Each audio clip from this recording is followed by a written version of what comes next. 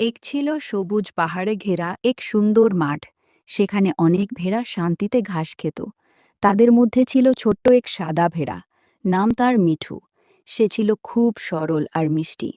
একদিন বনের ভেতর থেকে এক চতুর নেকড়ে মাঠের দিকে তাকিয়ে বলল, আজ তো ভালোই খাবার পাবো।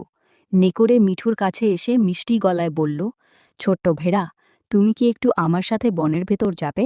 সেখানে নাকি আরও নরম ঘাস আছে। মিঠু একটু ভয় পেল, কিন্তু সে ছিল বুদ্ধিমান।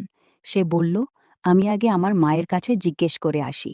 মিঠু দৌড়ে গিয়ে সব কথা তার মা আর রাখালের কুকুরকে বলল। কুকুরটি সঙ্গে সঙ্গে এসে নেকড়ের সামনে দাঁড়িয়ে এলো। নেকড়ে বুঝল তার চালাকি ধরা পড়েছে।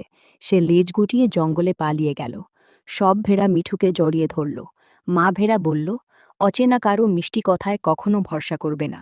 শিক্ষা: মিষ্টি কথা বললেই কেউ ভালো হয় না, বুদ্ধি দিয়ে চিন্তা করা জরুরি।